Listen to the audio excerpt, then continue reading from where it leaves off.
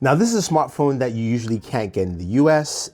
You've probably seen for the first time. This is the Honor Magic 7 Pro. And yes, I'll have a link for you where you can actually purchase it if you want to. But if you're joining us for the very first time, this is Thunder E from Booredatwork. I want to say thank you for watching this video, hit subscribe, all that fun stuff. And I also want to thank our sponsor for this video, Shokz, which we'll talk about later on. But before we go ahead and check out this lovely device, let's hit some B-roll.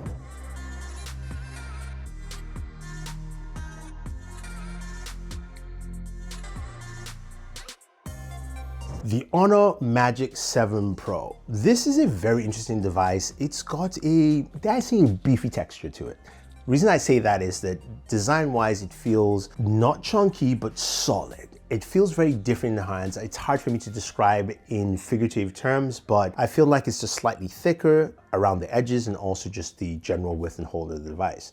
Now, Honor sent me this device before CES, so I took it to CES 2025. You've seen some of my coverage there, but I shot a lot of stuff while walking through the show floor.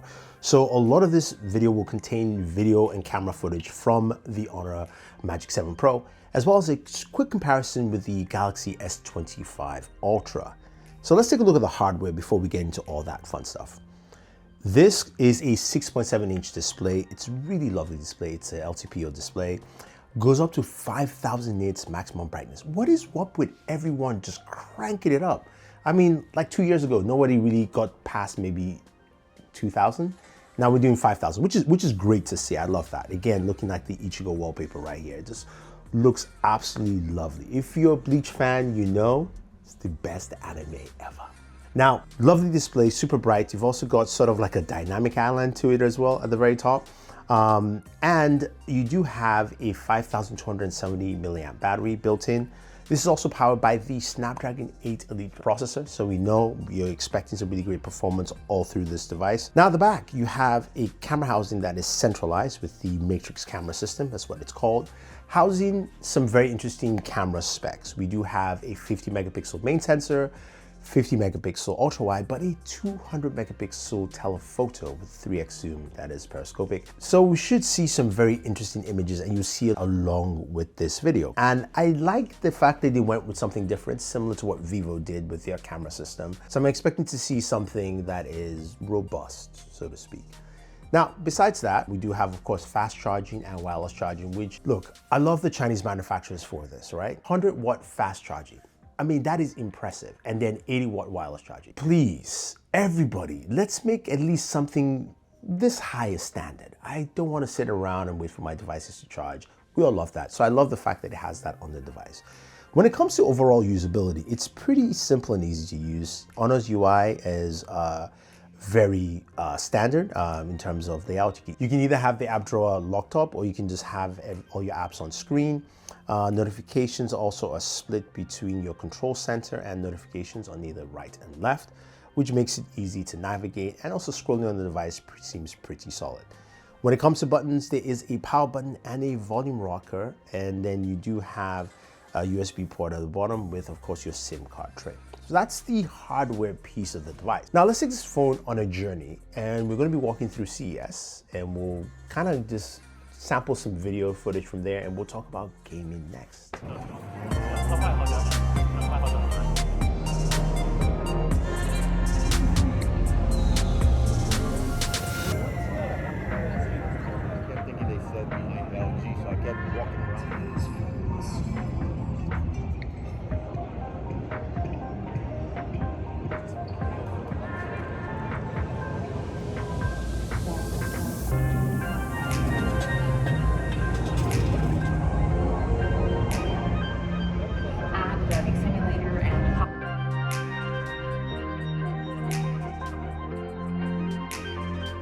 Camera footage looks pretty nice. Now, we're gonna check out some more footage from this device, but let's go and see what the gaming performance feels like. As we know, people like to game. I'm a gamer, I like to game on devices, so we take a look at how the Snapdragon 8 Elite actually performs on the Honor Magic 7 Pro. Gaming on this device is pretty awesome, but you know what really adds to that gameplay experience is the audio, especially when you listen to them on a pair of earbuds, which is where our friends and partners, Shokz, sent me a challenge. Now, they sent me the OpenFit 2, which is their brand new OpenFit earbuds, and they came with really cool, awesome packaging that included not only the Shokz OpenFit 2 themselves, but also a soft silicone case with a carabiner and a fanny pack, which as a dad I most likely will use. I know. The first challenge, of course, is gaming. The OpenFit 2 utilizes the air conduction and introduces Shokz Dual Boost technology, allowing you to basically hear that gaming audio the best way possible. So you're playing a game like Call of Duty Warzone, you hear those rumbles, those explosions, the footsteps. That is what you want to. Plus, you can still hear your surrounding quite clearly, and the audio is pretty crisp and clear. They are super comfortable, very light. I love the case on this thing. It's very easy. I love the fact that it doesn't matter how you place the buds in there, you can pick them up and use the best way possible. Now, the next challenge, I take my son out sometimes, walks in the parks, which I thought I never would do, but it is so much fun. And I love the fact that I can go ahead and pull out my Shokz Fit 2, put them on and answer a phone call, and I can still hear my son clearly, so I can still interact with him, I can make him laugh, I can answer my phone call, I can interact with my surroundings, and I love that security and just personal self-awareness here with the OpenFit 2, and also the great audio quality you're getting with it, making it just an easier way to actually just have audio with you on the go. You do have a 2-year warranty as well on there, and they're very comfortable. I think these are a great pair of earbuds, especially for the open ear variety. And if you want to pick them one up, use our link down below in the bio. But honestly, I feel this is a nice way to listen to audio and interact with my son the best way possible. So you got bounce, you can go to game, clean up memory, FPS boot, maybe game filters.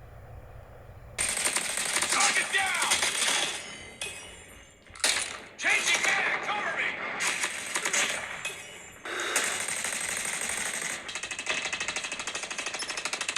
Target down!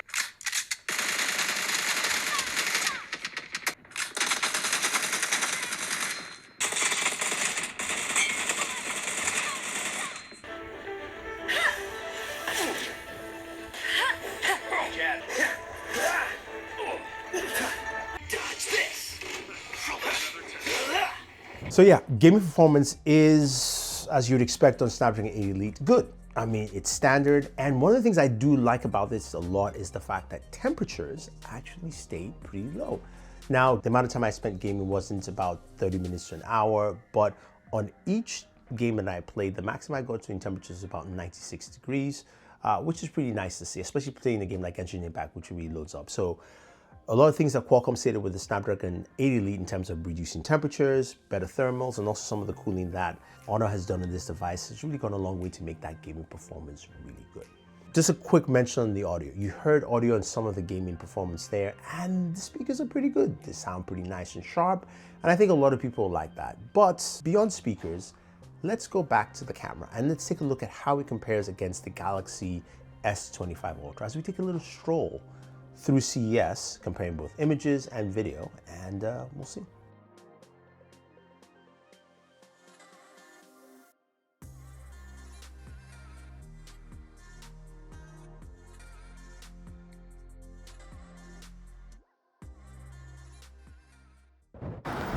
Now, walking to the convention center with both the Galaxy S24 Ultra and the Honor Magic 7 Pro.